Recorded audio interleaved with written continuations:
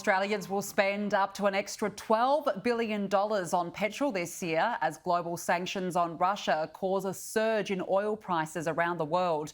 The global energy shock that has sent the price of unleaded petrol above $2.20 a litre is being felt across the country.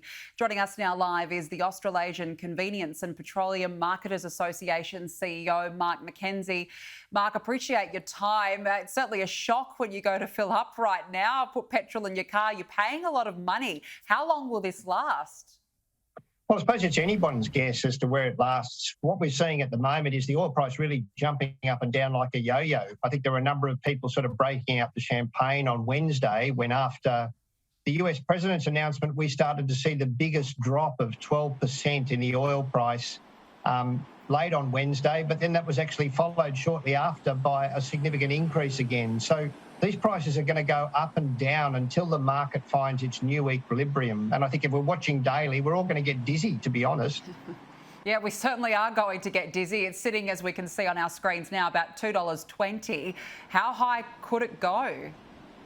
Well, what we're actually seeing at the moment is the effect of those oil price increases over the last 10 days is now starting to flow through to the pump.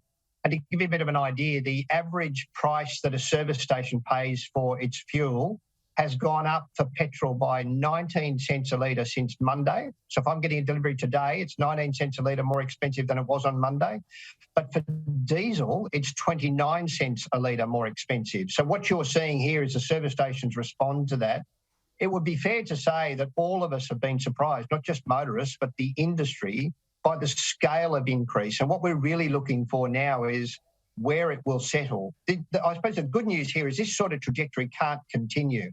At some point, the OPEC economies are going to have to come off the reserves bench, and we're going to see a bit more of a stabilisation of supply.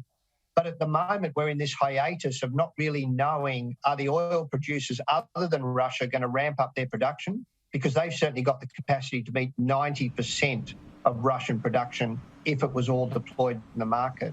And so that's really what we're looking for at the moment, to just see what will happen in the next week or two. Yeah, it's certainly extraordinary. Should the government look at cutting the fuel excise in the interim to try and provide some reprieve? Well, I suppose really from our perspective, we'll collect the tax irrespective of whether it's needed. From our perspective, it doesn't cost us any money, basically, to collect the tax. You've got a situation here, certainly coming out of COVID, where the petrol tax is actually a significant contributor to the total tax pool. So there'd be a question about where else does that come from. But from our perspective, if you were to say we cut the excise in half on Monday by 20 cents a litre, that would have all been absorbed by the price increases we've seen on Friday. So it would be a very short-term, almost meaningless impact at the moment, given how quickly the price is actually rising. While we don't get our fuel from Russia, how worried should we be about our own fuel supplies here in Australia? Can we withstand the current pressures? Look, I think in terms of direct supply, we source our fuel from about 30 different economies. The majority of heavy lifting is actually done from the Asia-Pacific region. There's about 9 economies, and we trade through the Singapore hub. So the one that's really important for us is the TAPIS price that you'll occasionally see quoted.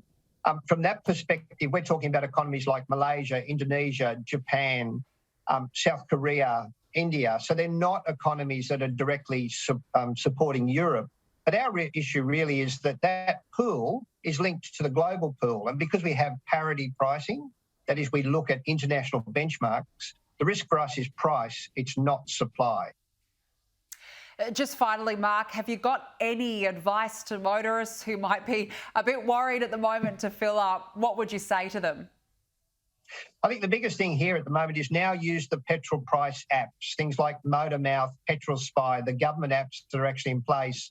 Because the service station networks actually buy on different patterns, we are going to see substantial variance. And you can see that in places like Melbourne and Sydney at the moment, where some are still holding on to a smoothed average, where their price is down in the low 190s. Others are buying on more short-term timeframes, and they're more susceptible to the increase quickly. So this is the time to be using petrol price apps, to be keeping an eye on fuel. And if you see a 20 to 25% discount on what other service stations are charging, then the time to get in is now before their increase starts to flow through too. Some very good advice during this extraordinary time. Mark McKenzie, appreciate your time. Thanks for joining us. Thanks very much.